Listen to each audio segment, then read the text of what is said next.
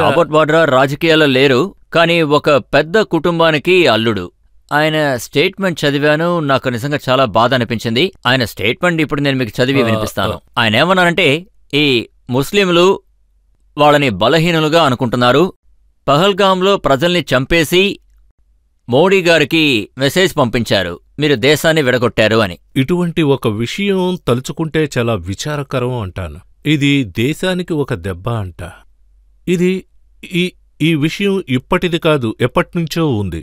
ఇప్పుడు ఇందులో ఒక కొత్త పరిణామాన్ని పెట్టారు. ఆ పరిణామం ఏంటంటే, మొదటిసారిగా పాకిస్తాన్ ఆర్మీకి వ్యతిరేకంగా ప్రజల్లో ఒక భావోద్వేగం ఎంతగానో రగిలింది అని అనొచ్చు. చాలా రోజులుగా ఇది జరుగుతోంది. ఇదే ఒక కొత్త పరిణామం. అయితే ఇప్పుడు అక్కడున్న ఆర్మీ జనరల్, అంటే అక్కడున్న ఆర్మీ నాయకుడు, అతని యొక్క పదవి ప్రమాదకర స్థితిలో ఉంది. అంటే తన పదవి మాత్రమే ప్రమాదంలో లేదు, అతనికి ఇంకొక విషయం తెలీదు. అంటే పాకిస్తాన్లో ఆర్మీ యొక్క ప్రీమియర్ స్టేటస్సే ప్రమాదంలో ఉంది.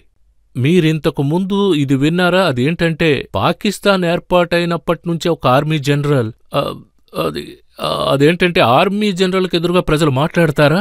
అక్కడ ఆర్మీకి ఎదురుగా ఏ ఒక్కరూ మాట్లాడలేదు.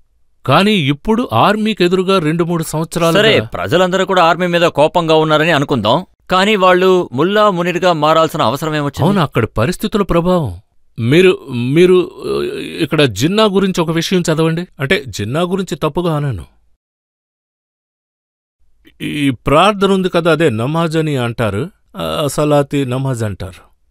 అందులో ఒకే ఒక్క విషయం ఖురాన్లో ఓ మాట రాసుంది, అది అల్ఫాతియా. అది డాక్యుమెంటరీగా ఉంది, ఒకసారి మీరు చదవండి. పాకిస్తాన్ ఏర్పాటైన దగ్గర్నుంచి జిన్నాకది తెలియని విషయం. అది ఉస్మానియా సారున్నారు, ఆయన్ని గుర్తుపట్టేలా చేశారు. ఆయన ముల్లాగా మారాల్సిన అవసరమేముంది? అటువంటి వాళ్లు ఆ విధంగా మారారు. మతం గురించి తెలియని వాళ్లే అలా మాట్లాడతారు. ధర్మాన్ని మధ్యన పెట్టి వాళ్లు రాజకీయం చేస్తారు.